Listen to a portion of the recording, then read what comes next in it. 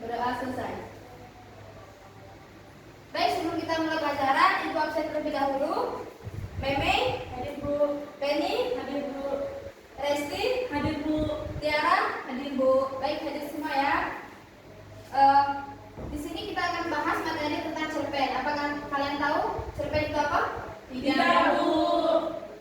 Cerpen itu adalah cerita pendek.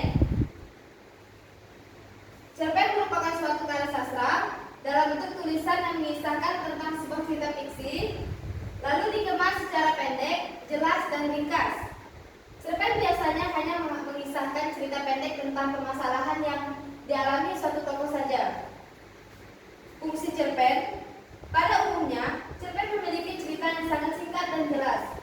Namun, cerpen juga memiliki fungsi seperti karya sastra lainnya. Berikut ini adalah yang termasuk dalam fungsi cerpen. Dalam fungsi cerpen terbagi menjadi 5. Yang pertama, fungsi rekreatif. Yang kedua, fungsi estetis. Yang ketiga, fungsi didaktik. Yang keempat, fungsi moralitas. Dan yang kelima, fungsi religiusitas. Ciri-ciri cerpen. Ciri-ciri cerpen ada 9. Yang pertama, pada umumnya cerpen bersifat fiksi. Pada umumnya cerpen bersifat fiktif atau berupa karangan dari penulis. Yang kedua, cerpen memiliki susunan kata yang tidak lebih dari 10.000 kata. Yang ketiga, saat membaca cerpen biasanya selesai dengan sekali duduk. Yang keempat, cerpen memiliki bentuk cerita yang sangat singkat. Yang kelima, cerpen diksi atau pilihan kata yang tidak rumit sehingga mudah dipahami oleh pembaca. Yang keenam, cerpen hanya memiliki alur cerita tunggal atau satu jalan cerita saja. Yang ketujuh, kisah cerita pada cerpen biasanya berasal dari peristiwa dalam kehidupan sehari-hari. Yang kedelapan, karakter tokoh pada cerpen sangat sederhana. Yang kesembilan, di akhir bagian biasanya terdapat pesan moral yang sangat mendalam sehingga membuat pembaca ikut merasakan kisah pada cerpen tersebut.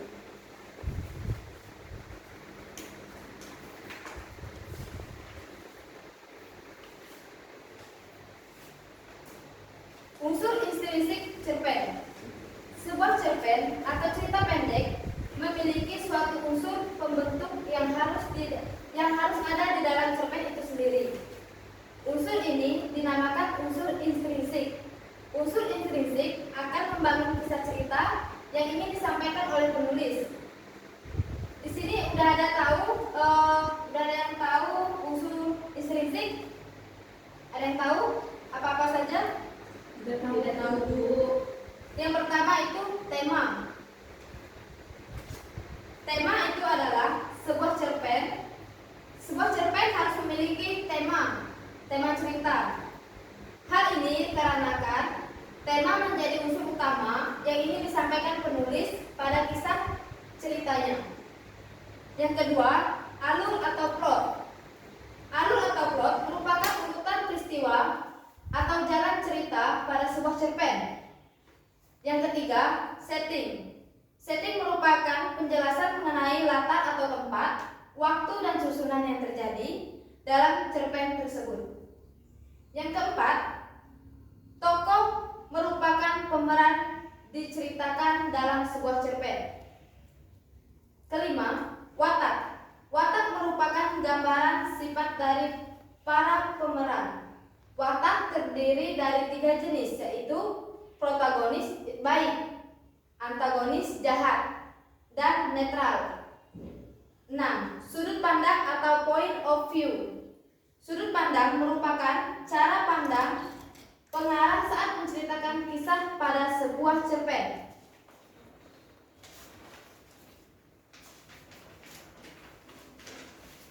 Dan yang terakhir adalah amanat.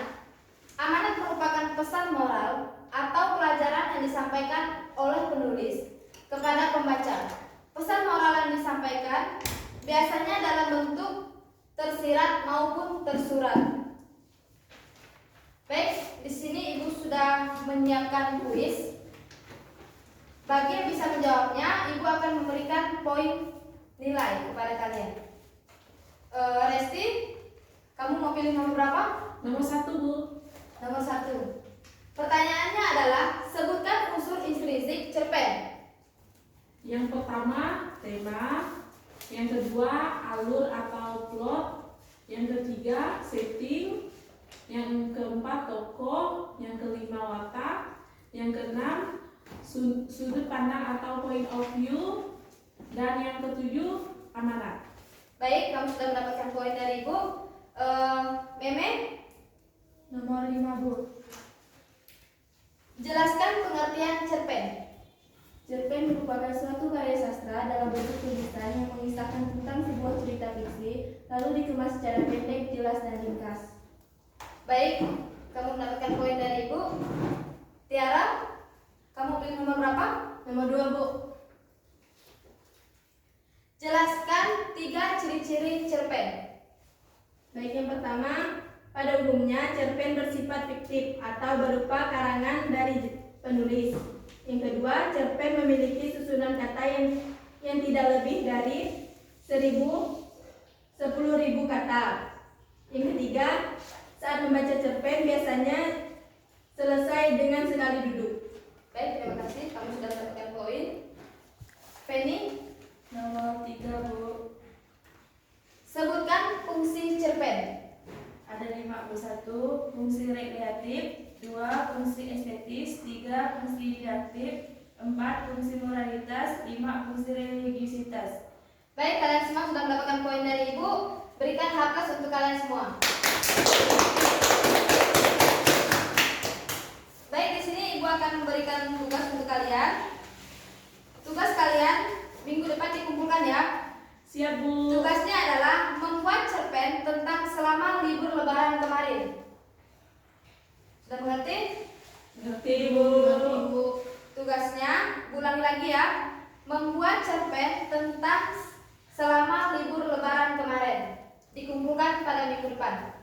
Baik, Bu. Baik, materi kita cukup sampai di sini. Untuk minggu depan, tugasnya dikumpulkan ya. Baik, Bu.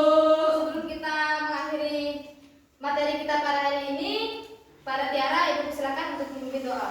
Untuk mengakhiri pelajaran kita hari ini, marilah kita berdoa. Berdoa mulai. Berdoa selesai. Baik, terima kasih atas kehadiran kalian semua. Assalamualaikum warahmatullahi wabarakatuh. Waalaikumsalam warahmatullahi wabarakatuh.